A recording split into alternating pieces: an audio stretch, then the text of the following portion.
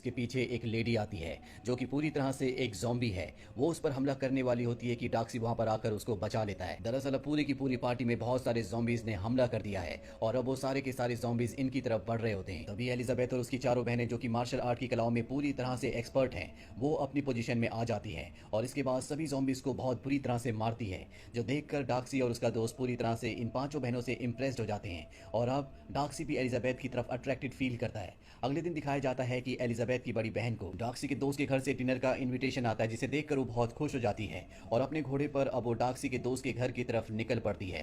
तभी उसके सामने से एक साया आता है जो कि एक ज़ॉम्बी है।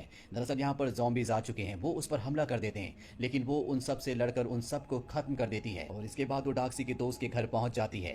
रास्ते में वो बारिश में भीग गई थी और अब उसकी तबीयत खराब होना शुरू हो जाती है। अगली सुबह यहाँ पर उसकी बहन एलिजाबेथ भी आ जाती है। डॉक्सी को लगता है कि एलिजाबेथ की जो बड़ी बहन है उसने ज़ॉम्बीज से फाइट की थी, इसीलिए अब वो इन्फेक्टेड है और वो किसी भी तरह का रिस्क नहीं लेना चाहता, इसीलिए चाकू लेकर वो उसे मारने के लिए जाता है। दरअसल डॉक्सी का यही काम है कि वो ज़ॉम्बीज को खत्म कर देता है। वो भी कई तरह की फाइटिंग की कलाओं में पूरी तरह से एक्सपर्ट है। लेकिन वहां पर एलिजाबेथ होती है। एलिजाबेथ उसे कहती है कि मेरी बहन बिल्कुल ठीक है, उसे बस नॉर्मल फीवर है। इन दोनों के बीच में आर्गुमेंट्स होता है। डॉक्सी वहां से चला जाता है और इसके बाद एलिजाबेथ अपनी बहन को लेकर घर चली जाती है। कुछ ही दिनों में एलिजाबेथ की बहन पूरी तरह से ठीक हो जाती है। दरअसल बारिश में भीगने की वजह से उसे बुखार हो गया था और अब ये पांचों की पांचों बहनें अपने किसी रिलेटिव के घर जा रही होती है। तभी रास्ते में देखते हैं कि एक बग्गी उल्टी हुई है जिसके अंदर से एक ज़ॉम्बी निकलती है। दरअसल ज़ॉम्बीज ने इन्हें पकड़ने के लिए, इन्हें मारने के लिए यहाँ पर एक ट्रैप बिछाया था। ये देखकर एलिजाबेथ और उसकी बहनें पूरी तरह से हैरान हो जाती है, क्योंकि आज से पहले किसी भी ज़ॉम्बी ने अपना दिमाग इस्तेमाल नहीं किया था। ये उस ज़ॉम्बी को मारकर यहाँ से आगे बढ़ जाते हैं और अपने एक रिश्तेदार के घर पहुंच जाते हैं जिसका नाम कॉलिंस होता है।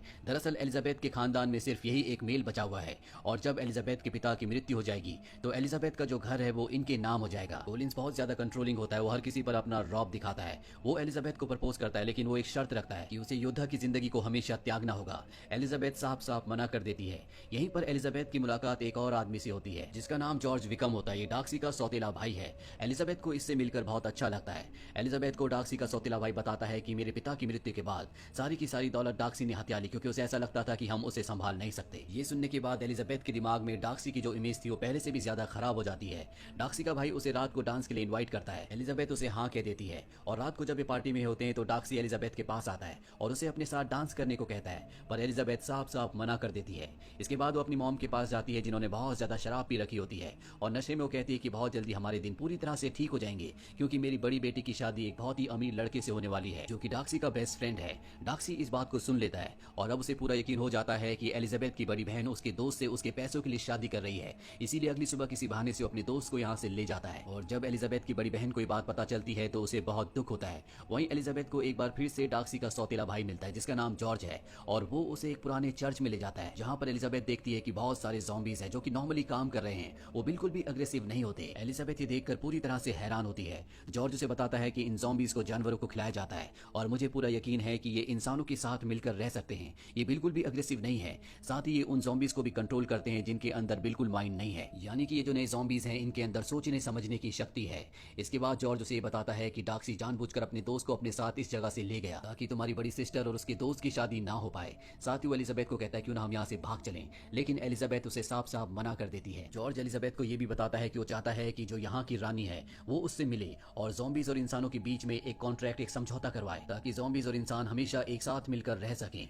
इसके बाद दिखाया जाता है कि एलिजाबेथ अपनी छोटी बहन के साथ महल जाती है जहाँ पर वो क्वीन से मिलती है। यहाँ पर एलिजाबेथ जॉर्ज को बुला लेती है ताकि वो अपने मन की बात क्वीन को बता सके। और जब जॉर्ज इंसानों और ज़ॉम्बीज के बीच में समझौते की, एग्रीमेंट की बात करता है तो सब उसका मजाक उड़ाते हैं और उसे साफ साफ मना कर देते हैं। यहाँ पर डॉक्सी भी होता है।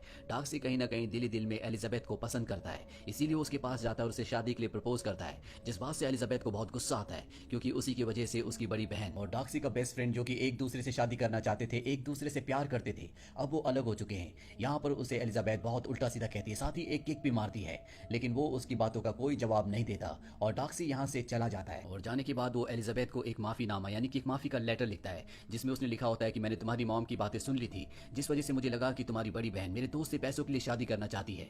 मुझे नहीं पता था कि ये दोनों सच में एक दूसरे से बहुत प्यार करते हैं। साथ ही वो जॉर्ज के बारे में बताता है। वो बताता है कि वो मेरा भाई नहीं है बल्कि वो मेरा बचपन का दोस्त था और शायद मेरे पिता का हत्यारा भी वही है, क्योंकि वो हमारे स्टेट से, हमारी प्रॉपर्टी से बहुत सारा पैसा कमाना चाहता था और जब वो ऐसा नहीं कर पाया तो उसने मेरी छोटी बहन से शादी करने की, उसे अपने साथ भगाने की कोशिश की ताकि मेरी बहन की पूरी संपत्ति उसके नाम हो जाए, पर वो उसमें भी नाकामयाब रहा। रहा और अब जो भी वो तुमसे कह रहा है, जो भी तुम्हारे साथ कर रहा है, वो सब झूठ है। और यहाँ पर एलिजाबेथ को जॉर्ज की पूरी सच्चाई का पता चल जाता है। डार्सी ने ये भी लिखा होता है कि पूरे इंग्लैंड को ज़ॉम्बीज़ ने घेर लिया है और अब हम शायद कभी ना मिल पाए।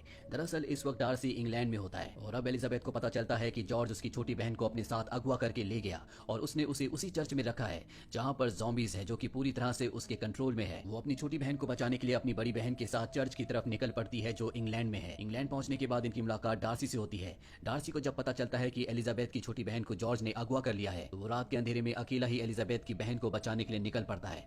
एलिजाबेथ को जब पता चलता है कि डार्सी उसकी बहन को बचाने के लिए चर्च में गया है तो वो भी अपने घोड़े में उसके पीछे निकल पड़ती है। वहीं डार्सी चर्च में पहुंचता है जहां पर वो ज़ॉम्बीज़ की पूरी सेना को देखता है जो सबके सब सोच सकते हैं, सबके सब पूरी तरह से शांत होते हैं। यहाँ पर उसे जॉर्ज का पूरा प्लान समझ में आ जाता है। दरअसल जॉर्ज ने ज़ॉम्बीज़ की सेना बनाई है ताकि वो इंग्लैंड की सेना पर हमला करके यहाँ का पूरा राजपाट अपने हाथों में ले ले और वो यहाँ का किंग बन जाए।